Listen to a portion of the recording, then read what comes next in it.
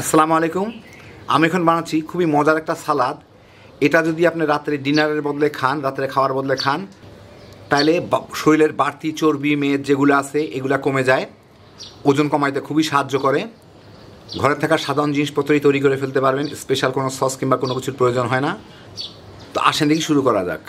আমি এখানে কিছু শসা এরকম পাতলা পাতলা ফালি করে নিয়েছি, একদম পাতলা করে।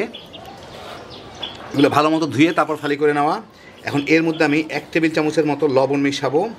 লবণ মিশিয়ে এটাকে রেখে দিব, তার ফলে শসাটা পানিও ছেড়ে দিবে এবং একটু নরমও হয়ে যাবে।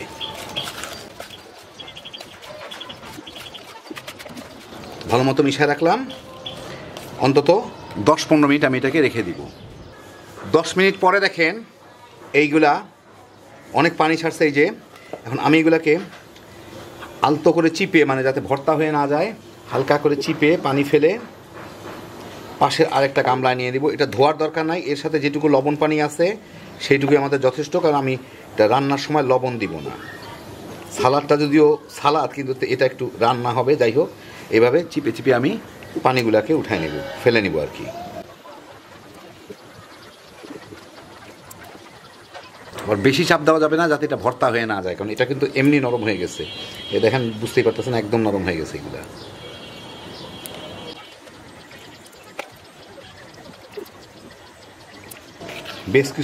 বেশ কিছু পানি বের হইল। এখন এগুলোকে আমি একটু খুলে এভাবে করে ঝরঝরা করে নিব, যাতে গায়ে গায়ে লেগে না থাকে। একটু খেয়ে দেখে নিয়েন, যদি বেশি নোনতা মনে হয় তাহলে সামান্য একটু পানি দিয়ে এটা ধুয়ে নিতে পারেন। হয়ে গেল। এর সাথে আমার লাগবে হচ্ছে একটু লাল মরিচ কুচি, ইচ্ছা করলে সবুজ মরিচও দিতে পারেন, কাঁচা মরিচ, আর একটু 1 টেবিল চামচের মতো রসুন কুচি। আমি এখন চুলায় কড়াইতে 1 চা চামচ তেল গরম করে, এতে তেল বেশি লাগবে না, অল্প একটু তেল দিলেই হয়, জাস্ট মাখা মাখা আর কি। এর মধ্যে এই রসুন কুচিগুলা দিয়ে একটু ভেজে নিব।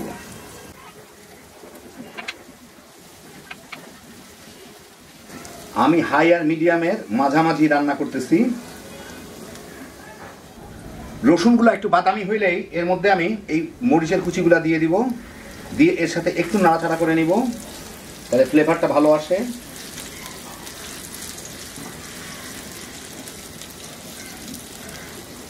চুলার জালটা কমা এখন মিডিয়ামে নিয়ে আসলাম। এখন মরিচটা ভাজা হইলে একটু কয়েক সেকেন্ড ভেজেই এর মধ্যে আমি এই শসাগুলাকে দিয়ে দিব। দিয়ে এর সাথে আমার একটু মাখায় নিতে হবে। মাখাইতে মাখাইতে যতদূর ভাজা হয় ততদূরই ভাজা হইল, এটা সিদ্ধ হবে না, জাস্ট এর সাথে গরম অবস্থায় মাখা হবে। লবণ টবণ কিছু দেওয়ার দরকার নেই, কারণ শসাগুলোকে আমি লবণ পানিতেই ভিজাইছিলাম। কিন্তু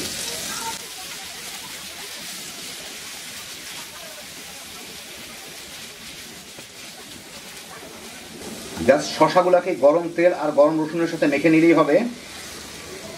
শসাগুলাকে সিদ্ধ করার কোনো প্রয়োজন নাই। আমি চুলাটা এখন বন্ধ করে দিই, যা গরম আছে এর মধ্যে এটা ভালো মতো মেখে যাবে।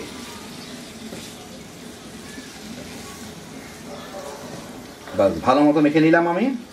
এখন এটাকে আমি ফ্রিজে ঠান্ডা করে তারপরে আপনাদের পরিবেশন করে দেখাচ্ছি, কারণ এটা কিন্তু গরম অবস্থা না, ঠান্ডা করে এই সালাদটা খাইতে হয়। তো ঠান্ডা করার পরে এই হচ্ছে আমার সালাদটা। খুব সহজে তৈরি করে ফেলতে পারেন।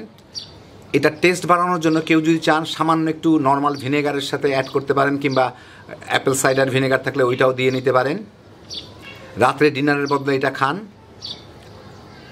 ইনশাল্লাহ কিছুদিনের মধ্যেই আপনাদের শরীরের মেদ চর্বিগুলো কমা শুরু করবে, ওজন কমা শুরু করবে, এবং সকালে উঠে শরীরটাকে অনেক ফ্রেশ লাগবে। নর্মাল খাওয়া খাইলে আমাদের যেরকম শরীরটা ভার হয়ে থাকে, এটা ভার হয়ে থাকবে না। সাধারণ জিনিসপত্রের তৈরি অনেক উপকারী একটা সালাদ। যারা সালাদ পছন্দ করেন কিংবা শরীরের ওজন কমাইতে চান, বানায় তামা তামা করে একদিন খায়া দেখেন। হ্যাঁ, বিজোসের একটা আইটেম। আল্লাহ আপনাদের সবাইকে ভালো রাখুন, সুস্থ রাখুন, নিরাপদে রাখুন। ইনশাল্লাহ বেঁচে থাকলে আবার দেখা হবে। আল্লাহ হাফেজ।